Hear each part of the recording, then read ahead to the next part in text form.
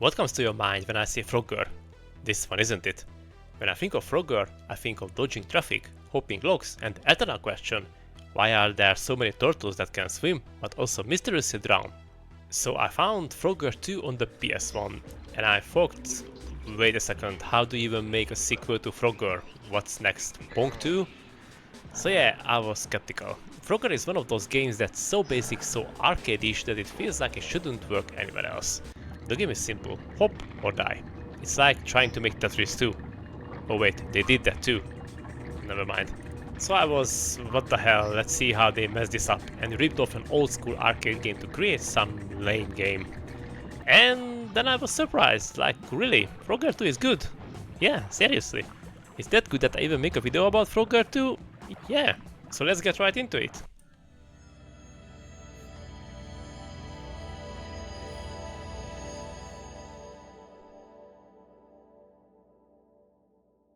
But I noticed straight away when I started to play the game that it actually captures the spirit of the first game very well. The whole timing your hops, avoiding enemies, threading through chaos is still there. Only now, instead of just dodging cars and logs, we are hopping through entire tamed levels, collecting baby frogs, dodging crocodiles, and yeah, occasionally plunging into water because Frogger apparently never learned how to swim. I found this actually quite hilarious. Why a frog cannot swim? Maybe it is a land frog who hates water. Folks who are experts on reptiles, let me know in the comments below please. Apparently the game has a backstory as well, and I think this was probably harder to figure out than to design the levels, as if you think about it, what kind of story you can write for a game like this? Well, let's see my ideas. What can I think for a story for Frogger? Number 1. The little froggy is lost and he must make his way home throughout the dangerous levels. This story is actually horrible, and probably only 3 or 4-year-olds could find it appealing to them. Okay, here goes number 2. Froggy is on its way to defeat the evil frog who is planning to take over the world.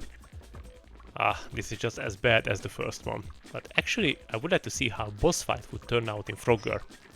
Well, actually there is a game for that. Okay, can you guess which one? Yeah, Battletoads. Okay, here goes the real story. Froggy and his, I assume, wife or girlfriend living peacefully in a lake, and the evil croc is taking their baby frogs, and you must rescue them on each level. That's it.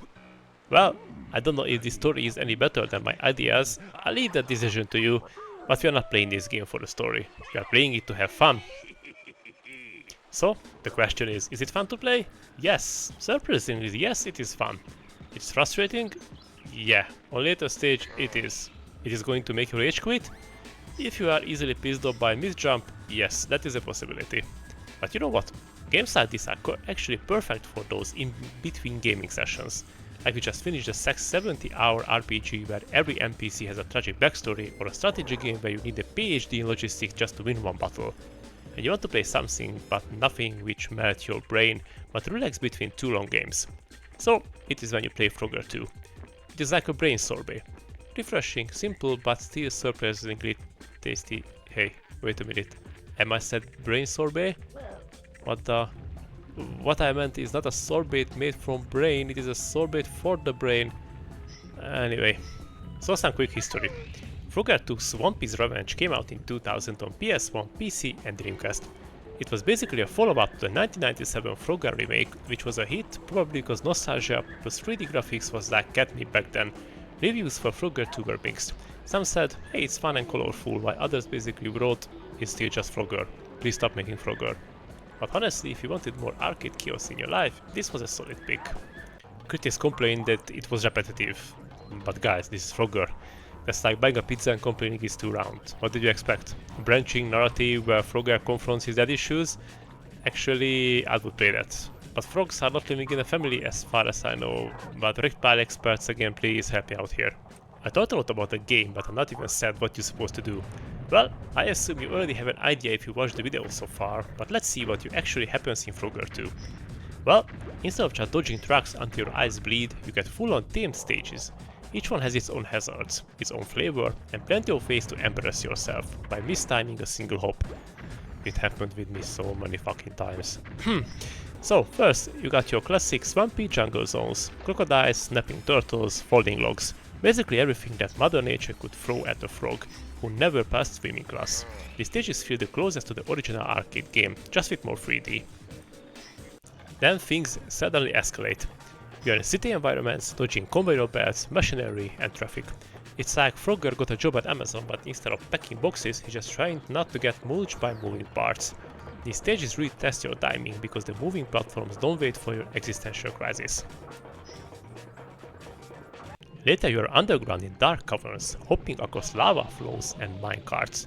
You ever think you play a Frogger game where lava was a thing? Neither did I. But here we are, and yes, lava is still instant death, because Frogger apparently skipped fireproofing too. The jungle stages were my favorite ones.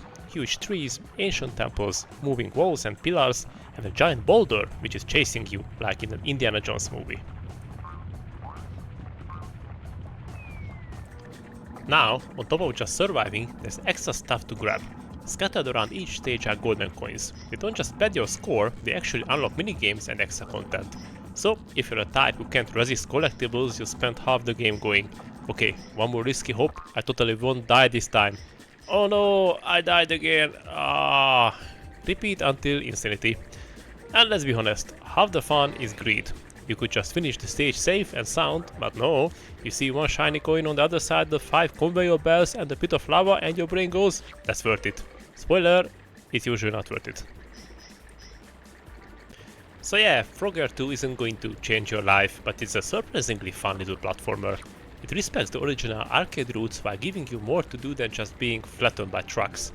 And honestly, sometimes that's all you need, a silly, fast game to break up the serious stuff, because not every game needs to be 100 hours long with 6 different endings.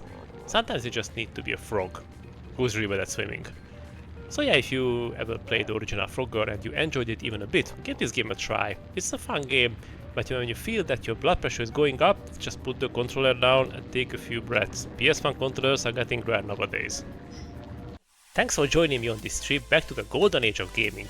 If you love unearthing forgotten classics, or even the disasters, we got plenty more adventures ahead, so press start and subscribe to join the quest. The algorithm has dug up a couple of more relics for you. They're right here on the screen waiting to be discovered. I'm glad you stopped by, and I can't wait to see you on the next backlog quest.